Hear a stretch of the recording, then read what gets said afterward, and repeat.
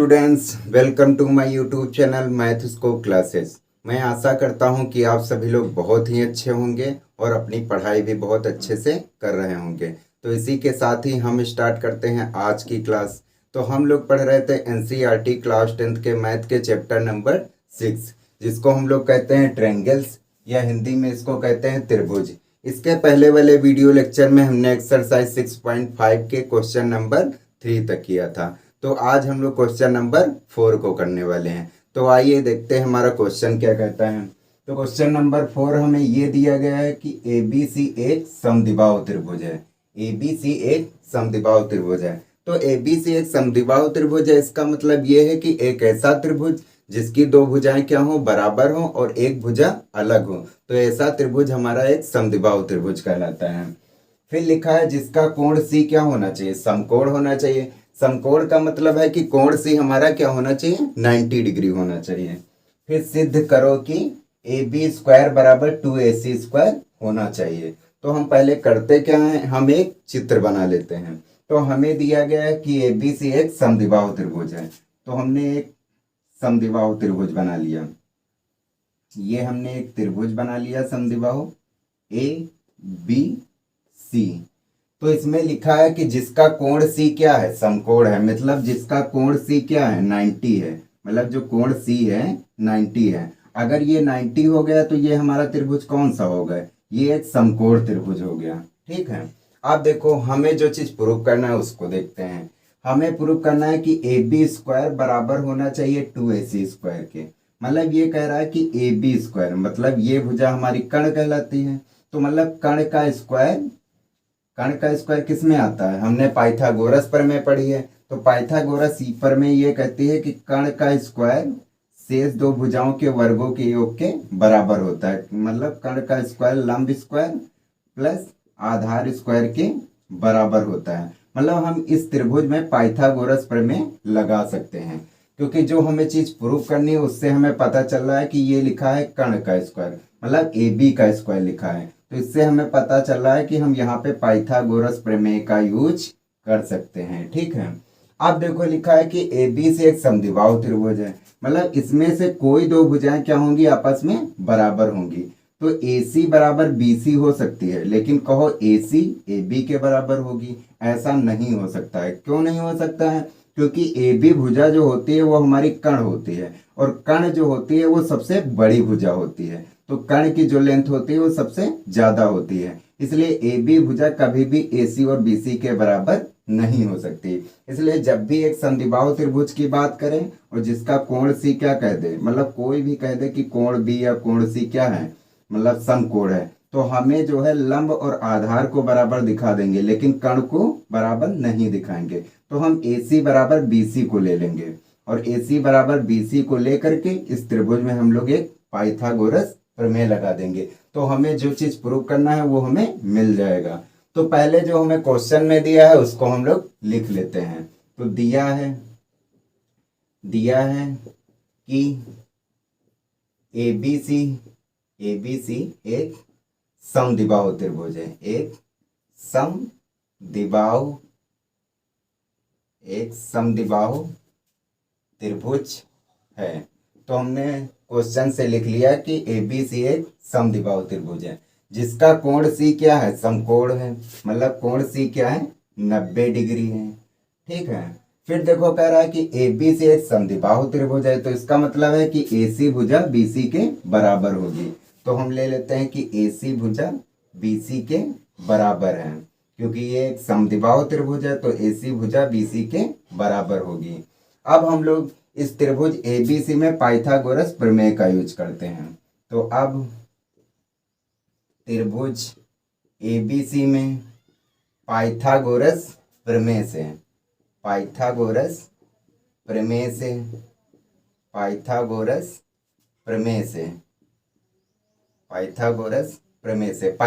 प्रमेय क्या कहती है कि कर्ण का स्क्वायर बराबर होता है लंब स्क्वायर प्लस आधार स्क्वायर के। मतलब कर्ण का स्क्वायर शेष दो भुजाओं के वर्गों के योग के बराबर होता है। तो पाइथागोरस प्रमेय लगाते हैं। तो ये हो जाएगा कर्ण का स्क्वायर बराबर लंब स्क्वायर प्लस आधार स्क्वायर। ठीक है। अब देखो कर्ण हमारा क्या है, ए बी भुजा है तो ए बी लिख लेते हैं, तो ए बी का स्क्वायर। लंब हमारा क्या है, ए सी है तो ए सी लिख लेते हैं, ए सी का स्क्वायर प्लस आधार हमारा क्या है, बी सी है तो बी सी को लिख लेते हैं, बी सी का स्क्वायर।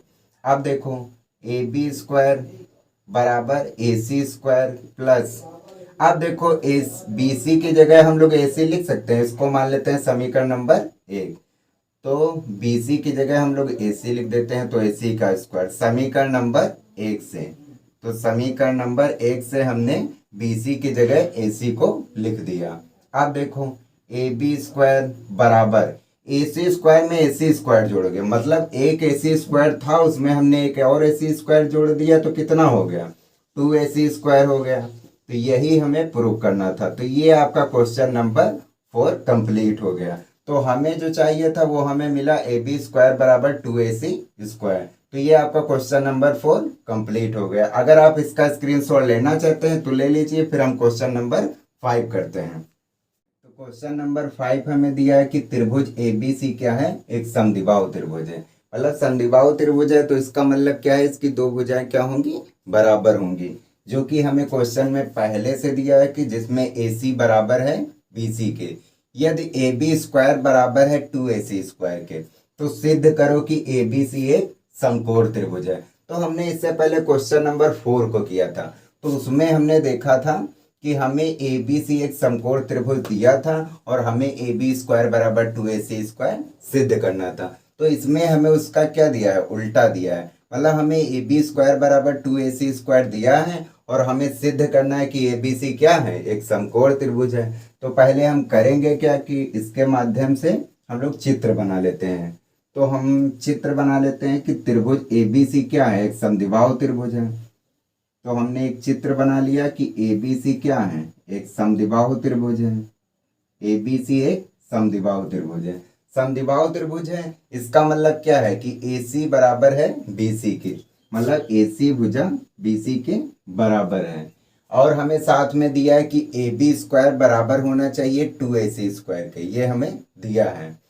और सिद्ध करना है हमें कि ए बी सी एक समकोण त्रिभुज है, मतलब इस त्रिभुज को हमें समकोण त्रिभुज दिखाना है। अगर हम इससे ये सिद्ध कर दें कि मतलब ए बी स्क्वायर मतलब कर्ण का स्क्वायर शेष दो भुजाओं के वर्गों के योग के बराबर होता है। अगर हमने ऐसा सिद्ध कर दिया तो ये पाइथागोरस के विलोम से क्या हो जाएगा, एक समकोण त्रिभुज हो जाएगा।